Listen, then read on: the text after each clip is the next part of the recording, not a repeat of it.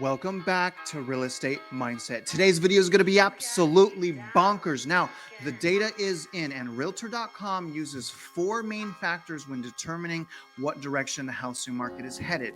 Number one, listing prices. Number two, the amount of listings. Three, days on market. And four, residential mortgage rates. Now, although I really agree that those trends are super important to follow, especially days on market, because usually the longer something sits, the more they go down in price.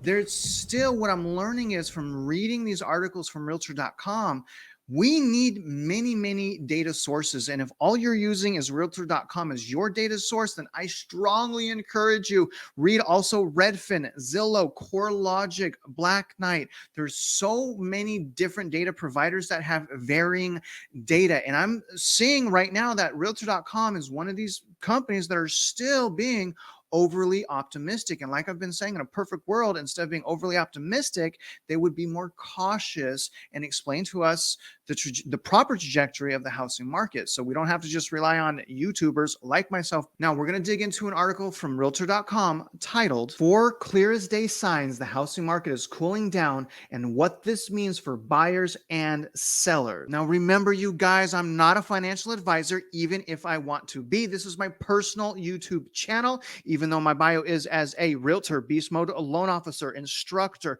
renter, husband, father, content creator, thumbnail beast mode creator. All right. But regardless, my personal YouTube channel for all the effort, the one video a day, sometimes two videos a day. Please, you guys, like this video, subscribe if you haven't already, hit notifications so you know when I'm dropping videos, and for the love of all that's holy, comment below. Your comments keep me going. Thank you. Let's jump into this article right now. Despite the sweltering heat, real estate's red hot tear is at long last slowing down and chilling out. In our series, How's the Housing Market This Week, we look at 4 critical indicators: home prices, new listing, days on market, and mortgage rates for the week ending July 23rd. All 4 are showing noteworthy shifts that suggest that the raging sellers market of the past 2 years might be balancing out. This is potentially good news for home buyers, but not so much for sellers who are on edge and worried they've missed the peak to cash in. Given things are changing fast, here's the information you need right now to navigate today's treacherous market prepared. Now, I agree once again, that these are really important data trends, but it's also really important to understand how people are using these data trends to create a narrative, because some people misuse the data and they don't compare properly, like year over year, YTD, which is year to date, or month over month comparisons. So you got to be careful what you're looking at. But here's a chart basically of what Realtor.com is talking. So here's their weekly housing trends. And you guys know I love Redfin for doing this. So Redfin's a lot more clear about it, but this is very interesting. And these are the things that we're going to start going into right now. So it's going to start here. Okay. So with number 1, asking prices are still up, but getting cut left and right. The latest June data from Realtor.com places the median home price nationwide at record-setting $450,000. And for the week ending July 24th, the median listing price continued its 32nd straight week of double-digit growth, shooting up by 16.6% over last year. However, these sky-high asking prices are just that, an ask, and buyers just aren't biting like they used to.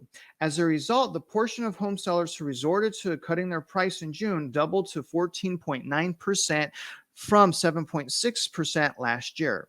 Although home prices have not retreated, homeowners seem to be aware of the shifting market dynamics. Good for them. And it may already be affecting their willingness to sell. So I find it very interesting that Realtor.com does not even acknowledge that we hit a peak in sales prices. I'm not talking about listing prices, right? I'm not talking about listing price cuts. I'm talking about sold homes. And again, according to Redfin, prices are down from the peak 3.8%.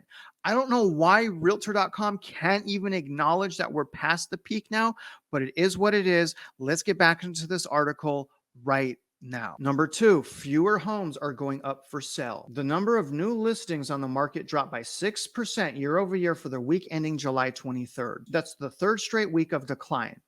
This means home buyers have fewer properties to check out, although inventory overall, including new listings as well as oldies, still up for grabs, is up by 30% over a year ago. The improvement for buyers essentially means they have 4 choices today for every 3 they had 1 year ago. Nonetheless, to put this in a larger context, active listings for the entire month of June remain less than half their level a year earlier. Today's shoppers have more options, but the market needs even more before the selection is on par with the pre-pandemic or even the earlier pandemic housing market. And again, you guys remember, sales and prices are down, inventory is up because this bubble that we're in was created from hyper demand, not minimal supplies. Although we didn't have enough supplies, right? I believe as far as inventory, we do have a long-term problem as far as millennials, the population, and things like that. But the immediate problem, the reason why everything broke fundamentals is hyper demand. So when you remove hyper demand from this housing market bubble, it's going to come crashing down because it was not built up in fundamentals. Let's get back to the article right now. I'm going to do 3 and 4 here on our conclusion. Number 3, the pace of home sales has hit a turning point. For the week ending July 23rd, homes lingered on the market for the same amount of time as last year. While the latest monthly figures show homes getting snapped up within 32 days, this breakneck pace seems to be finally bottoming out. For the first time in 2 years, weekly data show that homes aren't selling faster than in the prior year. They're not yet taking longer to sell, but if recent trends continue, an increase in the time of homes sits for sale is on the horizon. That should eventually help alleviate buyers' sense that they need to rush to make an offer. Cool, so they're going to sit on the market longer. The longer it sits, the more desperate the seller gets. I agree. Number 4, mortgage rates dip, which, by the way, they just went up, but that's a video for another time. Actually, I just released that video on the mortgage rates going up, but here's number 4, guys. According to Freddie Mac, for the week ending July 28th, the average 30-year fixed mortgage rate dropped to 5.3%, down from the previous week's average of 5.54. Okay, so this just updated. It's now 4.99% average, but again, it's back up. I'm estimating that next Thursday, the 11th, the average rate, according to Freddie Mac or Fred, is going to be 5.48. Just FYI, this article concludes. Yet, whether this monetary reprieve for homebuyers will last is anyone's guess. Adding to the turmoil, the Federal Reserve approved yet another interest rate hike on Wednesday of 0.75 percentage point, the 4th increase in 5 months, in its ongoing fight to curb inflation by dampening Americans' desire to spend. And so far, at least, the Fed's efforts appear to have the desired effect on home buyers, many of whom are thinking twice about whether to forge ahead. So again, y'all, I don't think these household names are doing a good job at preparing us. Again, I think they should side with caution instead of optimism, but that's just me. At least I can do it. I don't just have to complain about it. But I want to conclude this video by summarizing 3 things. Number 1, in order to properly understand the direction of the housing market, we need many providers of data, because you can see that some of them are using the data inaccurately. Number 2, we need to look at many different things as far as data, interest rates, demand, prices, sales, things of that nature. We can't just look at one set of data. Now, number 3, we have to be careful how some of these companies are using their data to create their narrative. And what I mean by that is some data should not be compared to year over year. Some data should only be compared YTD, which is year to date, or even month over month, to properly understand the trajectory of the housing market. Anyways, you guys, I appreciate you following along with me on this video as always. And if you're out there investing in real estate, I do wish you luck, and I hope you win.